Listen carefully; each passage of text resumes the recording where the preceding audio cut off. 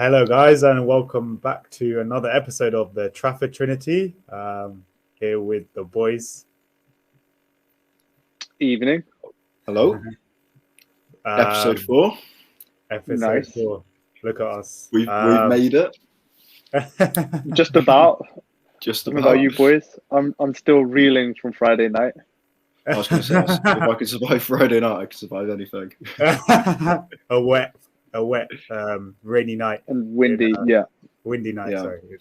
As Central I said, London. I've got a cold from that now, so like a bad cough. At least you've got a souvenir from your visit, mate. True. Yeah, no, it's a good night. Good night indeed. Good night indeed. But yeah, Classic. so let's just begin with Cristiano Ronaldo. Been a lot of news about him recently. You know, he's made the headlines for obviously from the Spurs game where he refused to come on, and then subsequently being dropped from the Chelsea game entirely. And now it seems like he's sort of made up with Ten Hag, I guess. So back in training. So according to Rob Dawson of ESPN, Ten Hag and Ronaldo have been in constant dialogue since he was left out of the Chelsea game. Ten Hag is happy with the issue and has been dealt with and wants to move on. And yeah, he's back. It looks like he's back in first team training and, might be getting a shout for the next game. Interesting. So yeah, I'll start with you, Elliot. What do you think of the whole situation? It's difficult. He is our legend, so it's like that side of the coin. But I think Ten Hag has dealt with it pretty well. Like, you have to put some sort of president down. You can't just storm out of the ground and refuse to come on as a sub. So that side of the coin. But I kind of understand the argument of Ronaldo carried us last year, and he is the legend. So Interesting. works both ways. What about yourself? I mean, I'm on Ten Hag's side because I think you have to set down some president. Elliot, I am going to agree with you because I think Ronaldo, what he did isn't right, and he did get punished for it. But genuinely, when all these ex-United legend pundits come in and say that, why is Ronaldo getting punished when Scholes used to do it, Rooney used to do it, even Gary Neville used to do it. But here's the thing. They're all ex-United legends. They're not Ronaldo. Ronaldo's different. Like, Ronaldo, he beats to the sound of his own drum. He does what he wants. Like, he's CR7. And that's the thing. I feel like sometimes this club could feel lost with Ronaldo in the team. And they sometimes feel like they need to listen to him when they don't need to. Like, no one's bigger than the club. No one's bigger than Manchester United. Yeah. 100% agree. I fully agree with what you're saying, particularly at the end, Kiri. No player's ever bigger than club. And I know who you're referring to Roy Keane. On Saturday Night Football, mate, his comments really annoyed me. I can't lie. Yeah. Like, I love the guy in terms of as a player and stuff, but he's chatting absolute waffle. Like, how are you like trying to? It's like he got paid by Ronaldo to say what he said. Like, he was just defending him so much. Like, trying to deflect it by comparing it to previous players like Rio Ferdinand and what he did. And what takes the cake for me is these ex-United pundits were defending Ole's management when Ole's management was all over the shop. Yep. It wasn't up to the United standard that these lot were talking about, but all of a sudden they're coming out to defend their boy Cristiano Ronaldo. It just doesn't make any sense. It's a double standard, and they're hypocrites. 100%. It's a thing in football punditry I've noticed. Not with all pundits. I think some are better, but yeah, like you said, Gary Neville with Ollie, he was so biased towards him, and just would never criticize him. Where here's the thing: if Pogba did what Ronaldo did, Roy Keane would literally chop the guy's head off. Like, it's just so funny. And also, like, forget Roy Keane's comments. Yeah, 100%. No player is bigger than the club. Like, you can't do what he did and just brush it on the carpet because he's done what he's done for the club before. And also, one quick thing, Elliot, I get what you're trying to say in terms of he was really good for us last season. He was. That's last season. Like, football doesn't stand still. You've got to look to the present, right? And from pre-season onwards, when I saw a front three of Martial, Rashford and Sancho, I immediately thought our best team and our most fluid team does not involve Ronaldo as an automatic starter. So I just think, and I know that's not directly in relation to him walking off against Spurs, but I'm just saying in terms of that sense, I don't think he's that invaluable asset that his form last season might have suggested. Yeah. Do you think that he would have scored those chances that Rashford missed in the last couple of games? Because personally, I do, and that's where it's a bit more difficult. I do think that Ronaldo is disrespected in this Man United team a little bit by Ten Hag. Okay, but I got 2 points for you, Elliot. First point is sounded very serious. I think Ronaldo wouldn't have set up the chances that Rashford did. Ronaldo wouldn't have got into positions that Rashford did, but Ronaldo would also finish the chances that Rashford had. The only thing is, Ronaldo struggles to play in a counter press the way we're doing, the way we're playing now. He would just struggle to adapt, and he has struggled. Whereas Rashford can play in that system, but he just can't finish the chances. He's already got 4 or 5 goals this season, and he has been unlucky. I will give Rashford, he has been unlucky with some of those chances, like a lot of good saves against him in the past couple of years. He's missed a lot of chances, but give Rashford the whole season, and let's see where he's at by the end of the whole season. And in terms of the other point about Ronaldo's done a lot for us, but here's the thing: we're forgetting the fact that at the start of pre-season, he decided to not take part and use his agent to flog him around so he could get Champions League football. That didn't happen. He had no choice but to be happy with Europa League football. And here we are, he's in the squad. He's supposed to be, if he's told to go left, he goes left. He's got a contract. He plays under Eric Ten Hag. He's got no choice until the January transfer window. But he's decided to do the worst possible thing and to literally walk off a few minutes before we complete one of our best performances in such a long time. Yeah, in years. How does that look? Yeah. I mean, to me personally, the thing is, I disagree that he shouldn't play because he's been punished. He had wages taken away from him, confirmed, and also he was banned from the team. Now he's learned. Maybe if he does it again, then that's different. I know he's done it twice now. But the thing is, this is all started at the start of pre-season. This isn't just a one-time thing, right? That's a good point. People are giving him the benefit of the doubt, but the thing is, he messed us about in pre-season. He could have been a part of the squad. He weren't. He literally made up a lie about his family life when we know he's going through trouble, but he used it to his own advantage. 100%. Well, Go on, I'll let you finish. We know his agent, Jorge Mendes, just flogged him around Europe. We know that to be true. And everything else just fits the puzzle. He wants to leave. He wants to be it's all about him. It's not about the club. He's playing for Man United right now. I don't know if you, obviously you're saying you agree, Runthy, but I disagree that he doesn't care about the club. It's all about, I think he generally wants to win. And he thinks that if he's in the starting lineup and he plays, we have a better chance of winning. I don't, Ronaldo is an ego. He always has been because he thinks and wants to be the best. I generally believe that he wants Man United to win and he thinks that if he is playing, that gives us a better chance. But statistically, we have a lower. Yeah, statistically, we've got a lower XG when he plays to score a goal. We're more likely to win a game when Ronaldo's not on the pitch, and that's statistically true. So he could. It doesn't matter what he wants. It's about the club at the end of the day. And if he's not willing to follow the rules that all the other players are following, and he's one of the oldest in the squad, he's the biggest in terms of star power in the squad. Everyone looks up to him, and he's just gone and done that. Yeah, no, 100%. It doesn't set a good precedent. And yeah, I was gonna say, I was at the preseason game where he left early. It must be said there were a couple of other players apparently who also left early, but it's definitely not looking good for him if you're gonna do that more than once. It doesn't take a lot to figure out whose chalice was poisoned and who is the poison. Yeah, but then you look at last season. Everyone said Luke Shaw was leaking everything in the dressing room. Do you see the passion of his? I guess it brings us on nicely to the Chelsea game. Yeah. The passion of the celebration at the Chelsea game from Luke Shaw, and people are saying he doesn't care. let's move on to that game. Saturday night football. Chelsea won, Man United won. Like, what did you guys make of it? I'll start with how I viewed the game. Yeah, I was going to say you start. Yeah.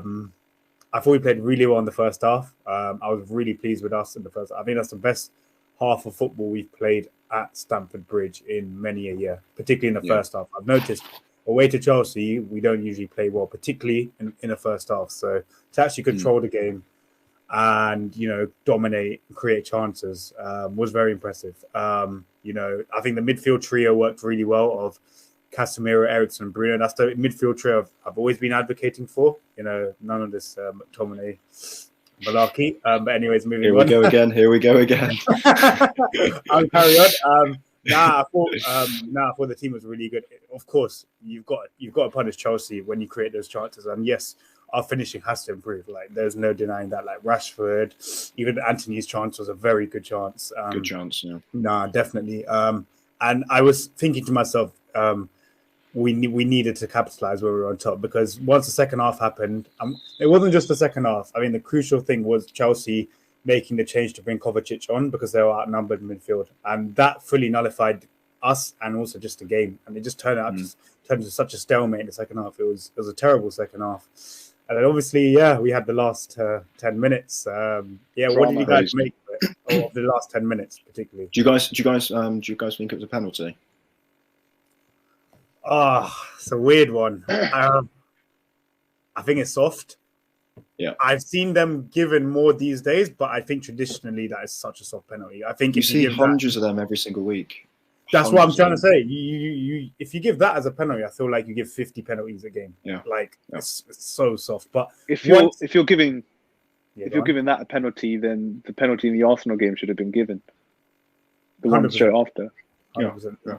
Consistency. I thought it was soft. Yeah. Especially to decide a 0-0 game at that point as well.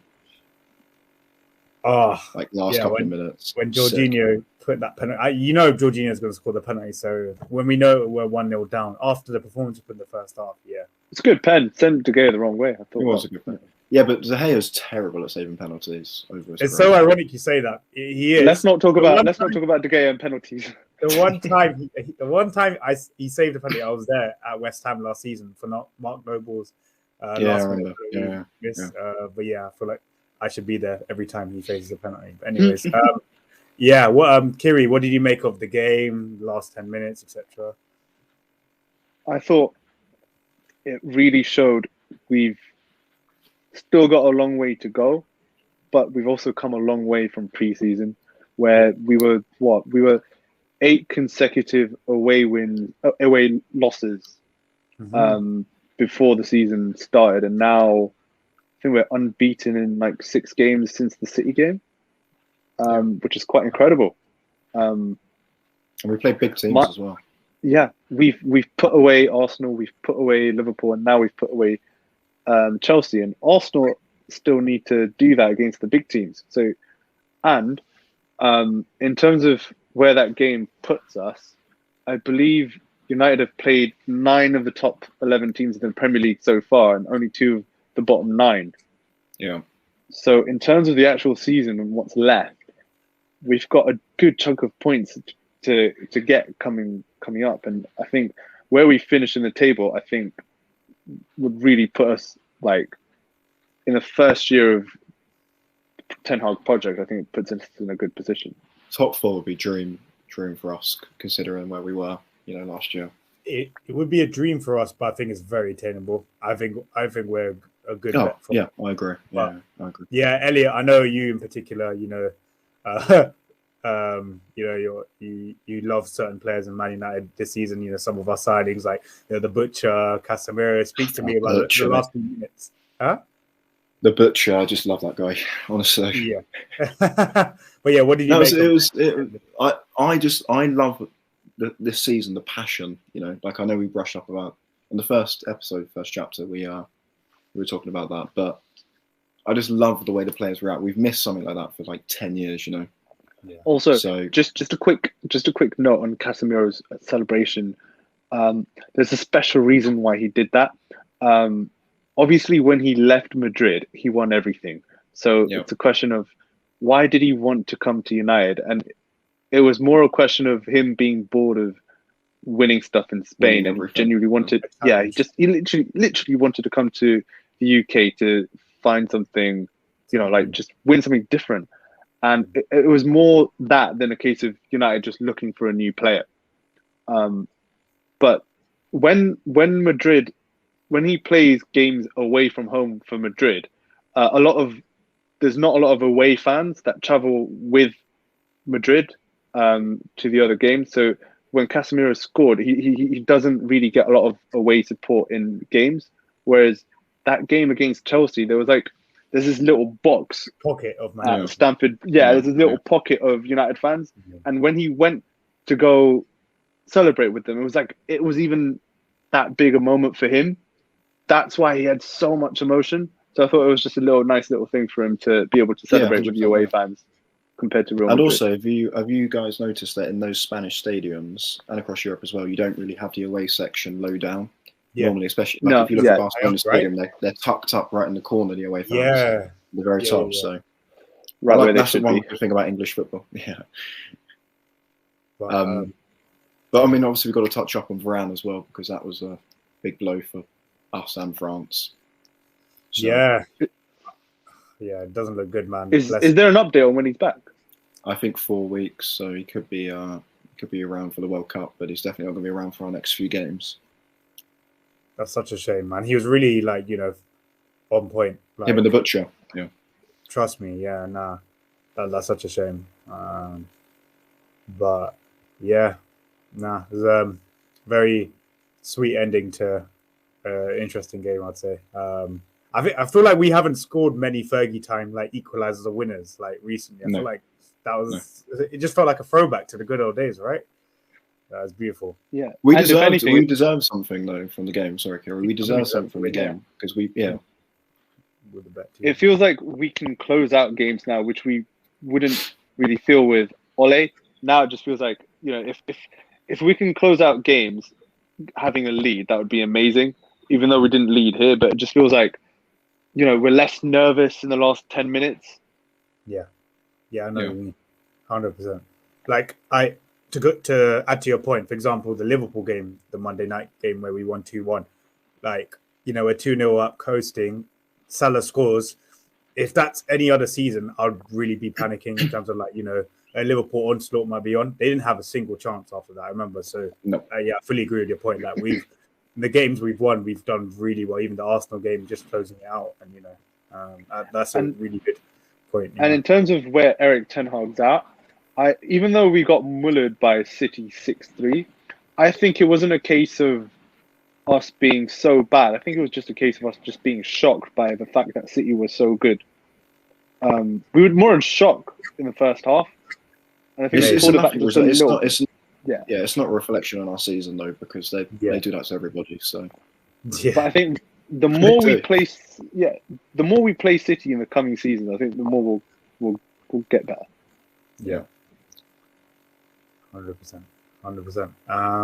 But moving on to the current week for Man United. Obviously, you've got a couple of games. First, we've got Sheriff in the Europa League.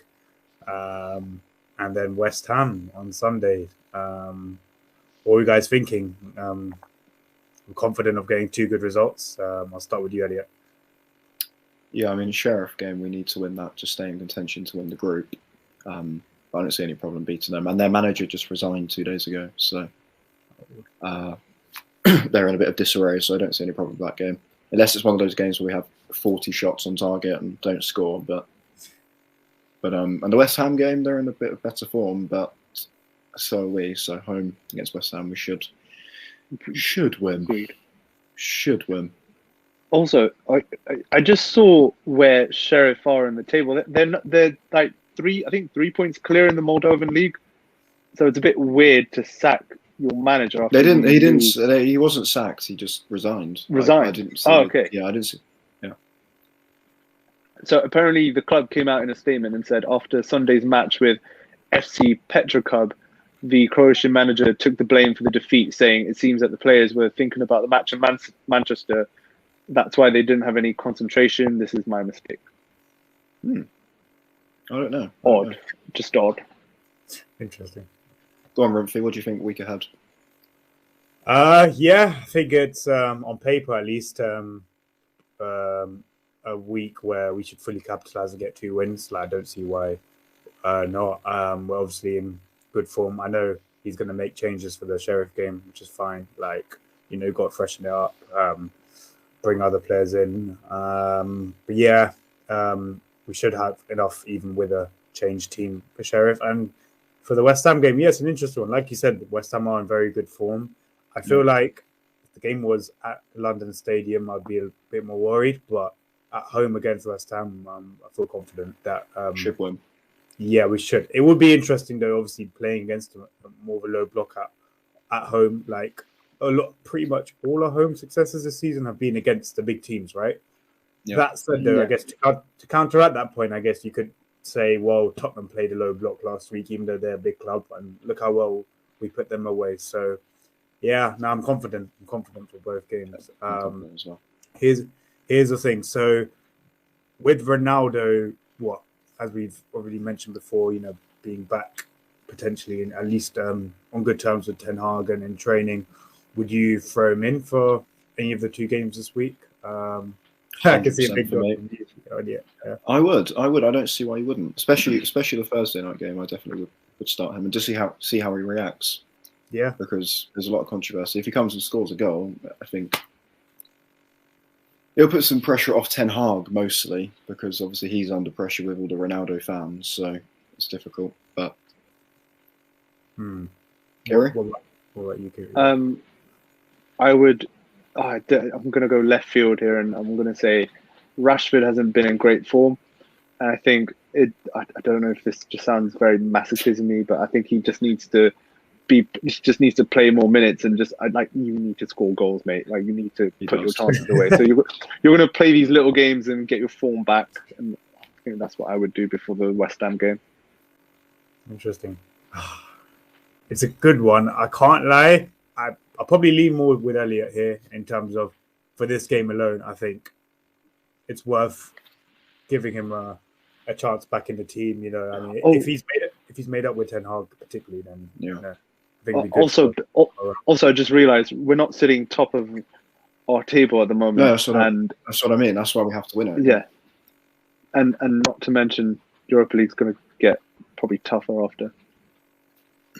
Barcelona, Juventus, Atletico Madrid. Oh God, trying not to think about it. I'd love to play Barcelona though. That's what I'm saying. Like, I'd relish those games as a United fan. We can beat them as well. We can beat Barcelona. Prime time Europa League football right here. Barcelona on Thursday nights. Listen, this is the ultimate chance for those 2 Champions League final defeats. Make up for it by being in the Europa League. God. Here you go, Ronnie. Taste of history.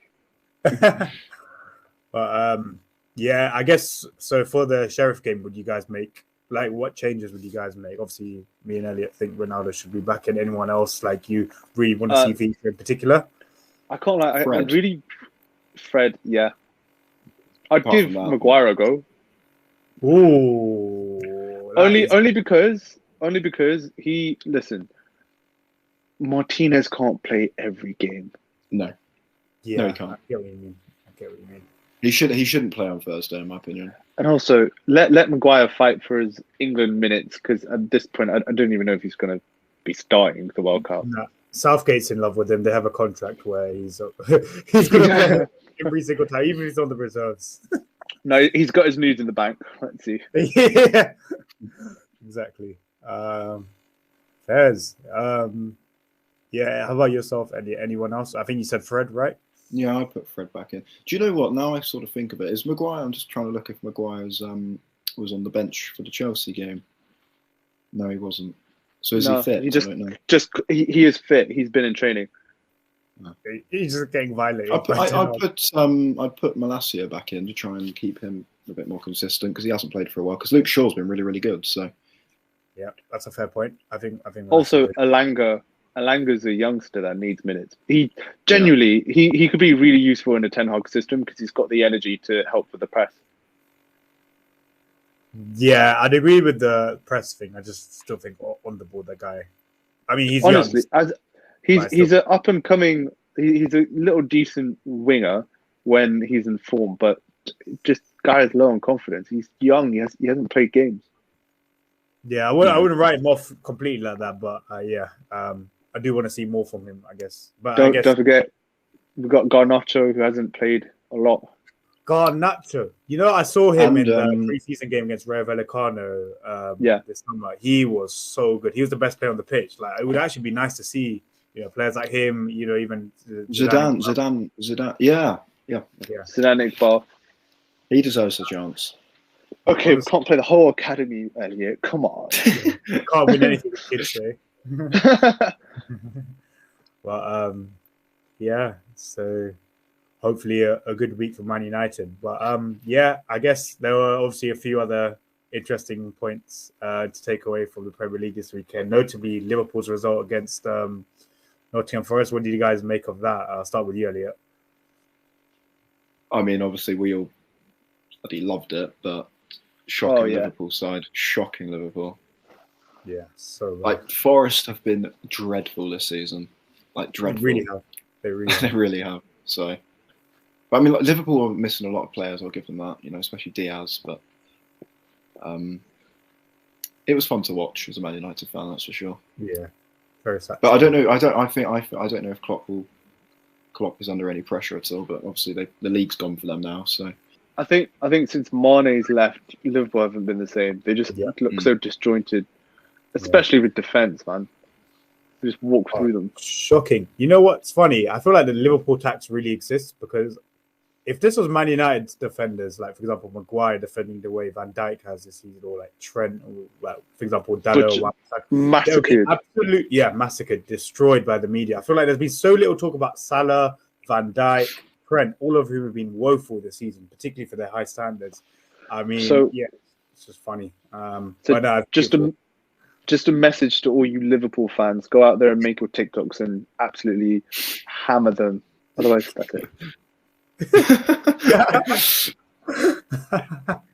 But do you guys think that Jesse March will be the next manager sacked? Leeds. Yeah. That's a good shout. He's got to be, isn't he? But they're saying they're backing him, and he like all managers says, I've got full backing from the board. But I mean, you know what happens when they say that. The one exception to that is actually Leicester and Brendan Rodgers. Like I thought that guy was gone a month ago. They had a shocking start season, really bad start. But now credit to them. Yeah, but you don't want Leicester to go down. I like Leicester. I don't want them to go down. 100%. They're really well-run club. Like a lot of clubs, like for example, even us can take a leaf out of their book. How efficient they are. Yeah. And can I also mention, but like you guys know, my family on my mum's side is Fulham. Like Fulham are having a great season, so I'm kind of glad for them. Very good season. No, very. Like Mitrovic is a really, really good player. I really enjoy watching them. They got an identity. All the players in their team knows exactly what their roles, and it's just because they went up, down, up, down, up, down, up again. Now they're finally going to stay up. Yeah, can they break that yo-yo hoodoo? Honestly, it's always them. Fulham to play Europa League football next year. I called it right now. Remember when they went to the Europa League final against? Final. Atletico Madrid. Yeah. They had like Clint Dempsey. Dempsey, what a baller. Yeah. Oh yeah, good. Zamora was moving mad. Zamora, mate. But that rounds us nicely to the end of chapter 4. Chapter 4. 4 chapters in, guys. Thank you very much for joining today, Kiri and Elliot. And we'll see you guys soon. We'll see you soon. Cheers, boys. See you. Bye. Cheers.